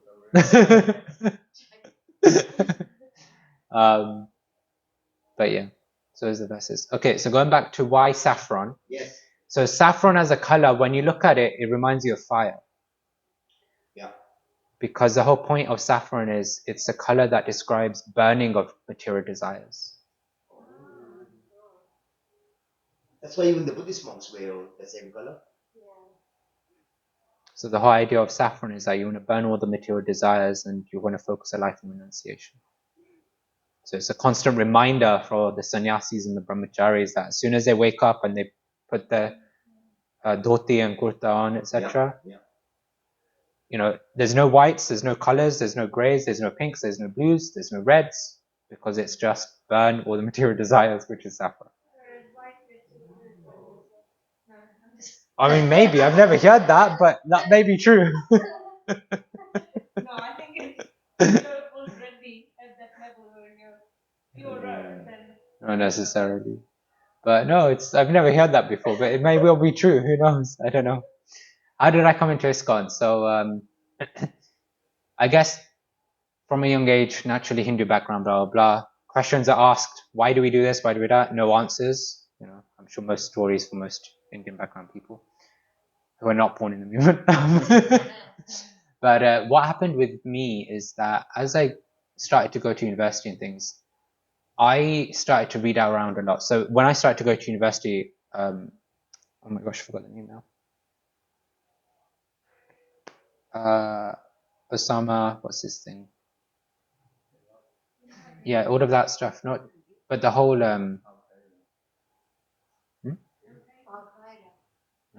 Anyway, the whole thing of like why do we have so many religions, right? Because there's so many things going on where you've got suicide bombers and all this that and all that jazz going on. So it's like, why do we have so many religions? So I started reading up a lot. So I started reading Quran, Hadith, Tao scripts, and things like that from university. Stayed away from any Hindu scriptures because I'm Hindu. I know everything about Hinduism. Clearly nothing. So then that's how university went. I mean, I did read like Bhagavad Gita, but like English translations. One English translation I read somehow managed to, and everybody's sitting down, but managed to talk about how the Bhagavad Gita is talking about how to make money. I don't know how, but somehow that translation oriented around Bhagavad Gita, well, going through verses, by the way, just orienting them around making money. Anyway, so that was fun. And then, yeah, whenever I travel for work or whatever, I just go to spiritual places. It didn't matter whether it was temple, mosque, or whatever, I just go. Then in US, I ended up in Detroit for a work trip. And the two close places there were ISKCON centers. One was Fisher Mansion, which is Prabhupada's Henry Ford one, that people know. And the second is a newer one, which is Radha Gopinath Vallabh, which is Farmington Hills. So I went to Fisher Mansion first. I'll give the longer story. So when I went to Fisher Mansion, it was a Sunday, went for Sunday Love Feast. I booked a tour of Fisher Mansion also, but I was there an hour early. Nobody was around apart from those who were volunteering and preparing the prasadam in the kitchen. And disclaimer, please do not engage me in kitchen service because I don't know anything in the kitchen. But because I was the only one sitting around doing nothing, I was like, let me do something, right? So I asked somebody who was going back and forth, and they stuck me in the kitchen, and they were making puris. Basically, they were rolling puris. And there was a girl, I don't know how old she was, maybe 7 or 8. She was rolling puris. Maybe her grandma was there also, just helping her, encouraging her, like, yes, this is round, this is nice. And then I was asked like to roll puris also. I was like, okay. Her puris turned out rounder than mine. I'm just gonna put this there. So anyway, I was doing that, and then Sunday Love Feast was nice. It was a nice thing, It's like going to a Hindu temple for me. It was nice. Kirtan was there, class was there, joined everything. Prasadam was there, and it was nice. It was a nice experience. But then the week after is when things switched, because when I went to Fisher Mansion, when I went to Farmington Hills, I fell in love with the deities, Radha Gopinath Vallabh, and that then led me to go prasadam, and then devotee did devotee things. The devotee was scouting for who's the newbie basically, and I happened to be that newbie. And what happened was he attracted me a lot because he was very intellectually oriented. He was reciting verses as if he was reading them off the cuff and things like that. But then he was trying to convince me to chant 16 rounds. I was like, whoa, no, like I'm happy with none, But then I was like, okay, fine, to satisfy, I'll do 1 round. Somehow, and I don't know how he did this, right? Devotee magic. He came down to 8. I was like, okay, 2. Then he came down to 4. And I was like, okay, that's doable. And then somehow he went back up to 8. And I was like, okay, fine, And he convinced me because he said he would chant some of them with me. So we went to the temple room, was chanted, and he was chanting with me. Now, what tipped it? I thought I'd always get purchased by philosophy, but I got purchased by love, because what happened was that he had his 6-month-old son who was constantly crying nonstop from the morning, and his wife was there as well. And so his wife wanted to go home because kid just was not crying. Was not crying. But he was like, I promised to chant some rounds with him, so I'm going to chant. So there's me thinking like, okay, he's going to go now, 6-month kid, wife is going, let's go. But he picked me. And I'm like, what is this? Like, who gives that much love to a stranger that you choose that stranger over your kid? So that purchased me. And then, yeah, I guess I'm somebody who said that I committed to it, so I'm going to do it. So I finished off the 8 rounds that day. And first time, so somehow I ended up chanting 2 hours, right? So somehow I was 2 hours already. But no, it's interesting because then I continued chanting. I don't know if I did, I can't remember if I did 8 continuously, but then even if I didn't, I very quickly came to 8. And then 16 when I came here. But I already knew somebody from school days. They weren't a devotee then, but I knew them very well. And I knew, because they had got engaged at that time as well, so I knew they were devotees, so I connected with them. And then I guess I got cultivated through them a bit when I came back here. But then immediately, I think, because I was planning to move to US at some point, but the next time I went US, which was basically 2 months after, I literally got from the station to the hotel, plonked everything, went straight to the temple, and from the temple I went straight to his house because he was having a Sangha. And so I call him Big Bro J, because his name is J Sachinandan. I call him Big Bro because it's like, I feel that relationship really got me into Christian consciousness. It's amazing, and he's still quite young. I don't know how old he is. He's older than me. When was it? 2019. Oh, so not that long ago. Oh wow, so you. But don't forget, I'm a Gyan. I'm somebody who's read a lot, etc., etc. So, You know this. Still, 2019. huh? 2019. 2019. 2019, that's not that long ago. That's just a few years. You just came to this one in 2019 for Yes. the first time. Yes. But his knowledge is so vast, and he speaks with such eloquently the Sanskrit mantra without hesitation. You know, you think that he's he's been around for decades. Kadamakaran. Okay, oh, so you must know my cousin, Ramani Shramani. She lives in America now. Oh, maybe not. Maybe not. She was Islamic. here. When did we there? About 2 years ago. Wait, is she Do you know the Doctor- Banga Manjari? Yes. Her Mani- daughter. Okay. The Banga is my master. She's in New York, right? I think. No, So- in Alaska. Oh, okay. Maybe. So I'm shocked. 7 years ago, you came into Islam. January 2019 is when I entered the Just Detroit before temple. COVID, basically. Wow. Yeah. So we should be focused on this thing. That's all you. That's just amazing. When did Because- you get into it? You know, it's good to In know. 2022. You know, it gives us So before marriage. Oh, in 3 years you got initiated. That's true. Well, you started with 8 rounds a day, innit? Yeah, That's true. You're It halfway there. did get to 16 very quickly. Don't get me wrong. It's not that I didn't try to leave ISKCON, right? Like, I've tried that, but I describe myself as the Putana effect. What happened with Putana? Everyone knows the past name with Putana? So Putana is the demoness that tried to poison Krishna through breast milk. So she basically went up to Krishna to poison him through feeding her breast milk. But what did Krishna do? Sucked out the milk, sucked out the poison, sucked out the life air. But as the life air was getting sucked out, what happened? Putana was running around going, leave me, leave me, leave me. But Krishna only knows how to do one thing. Once he's grabbed onto you, he only knows how to hold tighter and tighter and tighter. So it's like when I tried to leave, it's like, I come from a gaming background. So it's like when I try to leave and go to gaming, it's like, it's no longer as fun. And even if I play, right, then it's like, okay, I lose the game. Wow, isn't that the material? Wait, why am I thinking of the Bhagavad Gita and spiritual life? It's like, I don't want to do that. So it's like, Krishna just pulled me back. So it's like, I'm stuck with Krishna. Even if, whether I want to be or not, that's a different story, but I'm stuck with him. So, as with all of But us. they do say, to get Krishna through the devotees, because the devotees will, Yeah. you know, But still, 3 years. That's really amazing. Yeah. That's really fast. I mean, this is fast That's track mercy job, of really. Fast track. This is Mercy of fast track. I mean, He's got first class ticket. he's just come in and he's And your just. family are not Islam. No one is. How do they take you to what's the reception? It's better. I guess the biggest thing is that they don't understand the life choices and culture, right? They're pious. They're like pious Hindus, etc., etc. Mum is getting cultivated a bit because of Divya Ambrapool's mum also. Like that was a big thing, having her association. So then she's reading the Bhagavatam now, and that's huge in Gujarati. But it's interesting. Like they'll come for the festivals. They'll see that okay, I'm doing courses and stuff. But for them, it's like you're not giving me time. You're not giving us time. Blah blah. But that's because it's like for me, this is my life.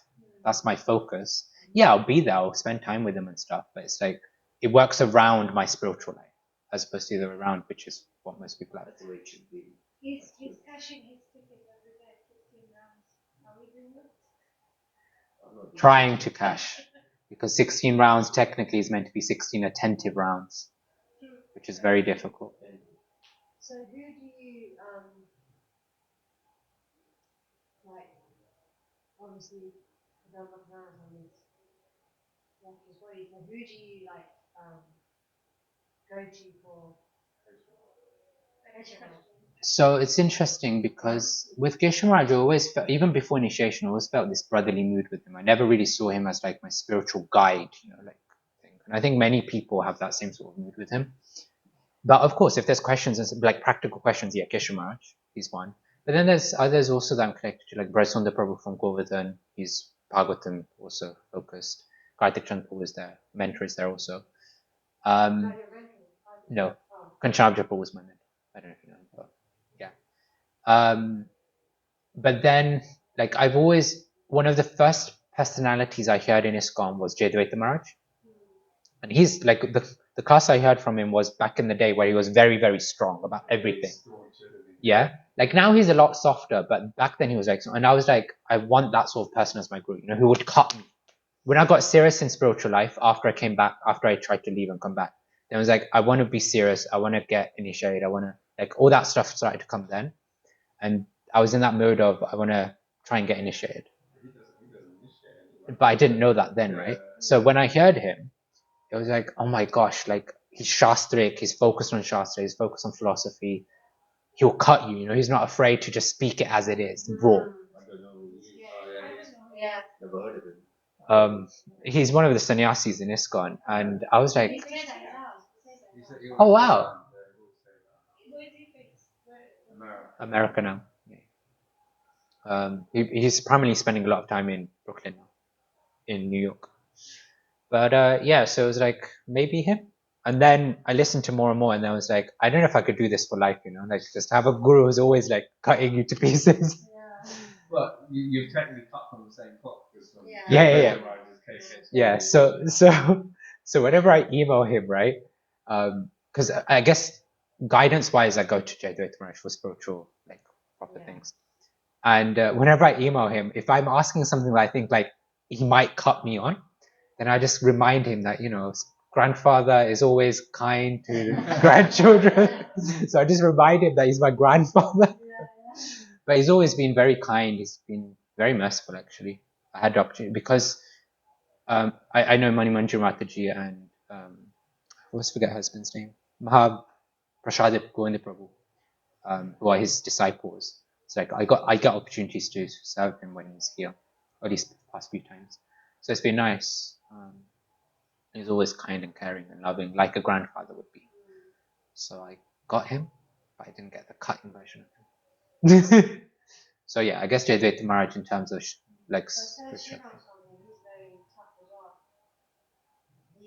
yeah, I haven't had that much association with him. I guess interestingly, I had a very interesting interaction with him when he came. I was in the ashram then when he came. I only stayed in the ashram for like 3 months during COVID for the crash course of Bhakti Shastri. And he came, he did his massive program after COVID lockdown had opened up. And I went up to him and asked him like, oh, I'm planning to go into like, I didn't have anyone then, but I'm planning to enter Grihastha ashram, but I want to be spiritually focused and like go deep in scriptures. And he told me like, if you want to go deep in scriptures, then don't get married. I was like, but I guess you could, not saying anything, but you could probably relate. But then there are quite a few monks that have left him. Yeah. So, no, there's nothing wrong in it. I mean, this is his mood, right? It's like he is cutthroat. But the question I posed is, I want to focus my life on going deep in scriptures. Well, you can't technically do that in a married life because you've got all these other things to juggle. So if you want to focus on going deep, then brahmachari life is the best life. Look at Geshe Maharaj, right? Like he was able to just absorb himself, go deep, and then, sannyas. Can I ask you then, Prabhu? If you don't mind, I mean, I don't mean to offend you or anything, but are you practicing jnana yoga then? If you're really into scriptural and knowledge and reading and learning the Puranas, the Upanishads, the scriptures and all that. Yeah. Obviously, you just like that, but you're not practicing jnana yoga, are you? No. So anything that I read now, like back in the day when I used to read and stuff before ISKCON, It was with the mood of, I'm trying to understand, not because I want to practice anything, not because I want to commit to anything, but I just want to get an understanding. Okay. Which is more Gyan Yogi-esque. It's not Gyan Yoga in the sense of, I'm a Gyan Yogi, I'm an intellect, blah, blah, blah. Right? Gyan Yogi. But they're more synonymous to Gyan Yogis. Yes. Whereas now, it's like, I don't read other literatures, I read Prabhupada's books, because I haven't finished Prabhupada's books. So it's like, I want to go through Prabhupada's books and ISKCON. So therefore, it's like, yes, I'm developing Gyan, yes, I'm more intellectually inclined, but my focus is to develop it so that I can focus on my bhakti. So in one sense, you could say it's Gyan Mishra Bhakti Yoga, where it's like bhakti is practicing bhakti, but with a heavy tinge of developing knowledge. The knowledge is very good. Knowledge is very, very good. So you used to live at home with your parents? Or? Yeah, my dad passed away, but as in, yeah, I live with mum. Knowledge is very good. But then, yeah. It's very, very high. So even when I came to stay at the temple, I had to take sabbatical for 3 months. Yeah. I think that's the thing that most people find challenging is working and finding time to do Which you're working Yeah. on. reading. And at the same time, you're incorporating this into your life. But, you know, before you kick the bucket, read the SP, read this, you got to do all this stuff. Not only read, I mean, you got to start following Krishna consciousness. You know, I'm just awakened now after all these years. It's never too late. And, you know, yeah, it's never too late. And this, you know, the sooner I get cracking with this is my life insurance to get out of here. People, Prabhupada says in so many minds, say like, you know, people always think that religion